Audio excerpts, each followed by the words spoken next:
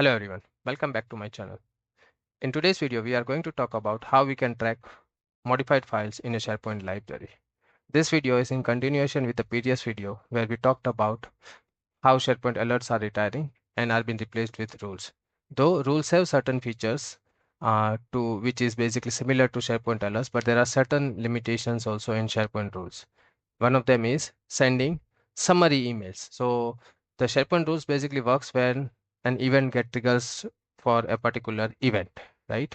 Which is when a file is created, when a file is modified, or when a file is been deleted. But if you want basically a summary of the emails, right? Like how many files are been modified, how many files are been, then SharePoint rules doesn't work.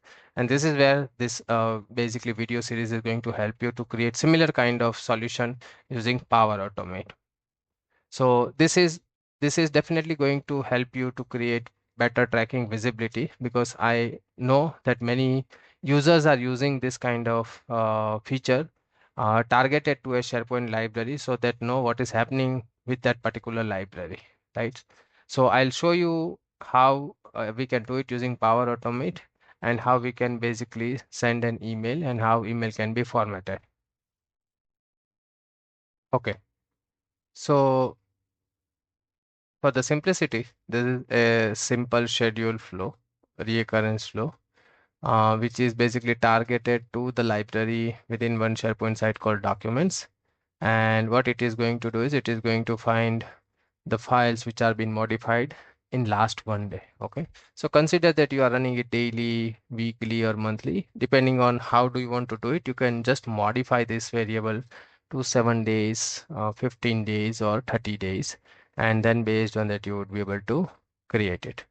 Now if you see here, um, what basically we are doing is we are basically filtering it based on a particular data. So idea is that you query the SharePoint library, find all the files which are been modified since a particular date. In this case, it would be since last one day, and then make a query. So okay, and then what you do is you basically kind of map it so that you create a table which would be inserted, and then you create an HTML table based on the output.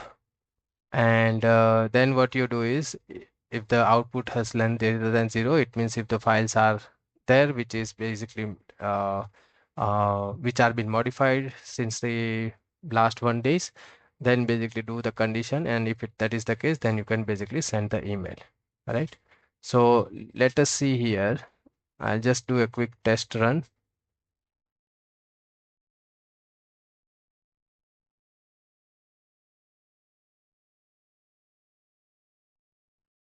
Okay, so flow has run complete successfully, and as you can see, we got the email, right?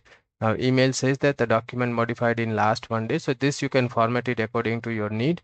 You can basically create an HTML so that it basically looks like a formatted summary report emails which is going through.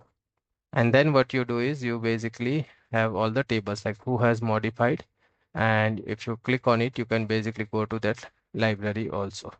Right now, to just validate what I did is, if you see here, this is one of the folder in which I have modified some of the files, which is basically ran 3 minutes ago, right? And we are calculating based on 24-hour schedule. So any files which would be modified before 24 hours, which is before 2:37 p.m. yesterday, that files only would be considered as the modified files, right? And then it would send that email. Now, just to basically end on a note wherein think about it that you wanted to create similar kind of solution, or you wanted to give the user or the owner of the library or owner of the site wherein you wanted to find out the files been deleted or the files been modified or the files been created, right? Because there is no direct way to get similar kind of features using SharePoint tools. Sometimes you would have to basically kind of build similar kind of solution, and with simplest, smartest approach of trying to find out which files are modified since X number of days can be done. This solution can be extended to make it more dynamic also in nature by having a middle list where user can basically create an entry, and as soon as user creates an entry, it will replicate the flow. And that also can be basically done. So yes, so that's it from today's video. And if you find this useful, make sure that you basically kind of like this video and subscribe. And I will be sharing similar kind of practical solutions around Microsoft 365. Thank you for watching. I'll see you in the next one.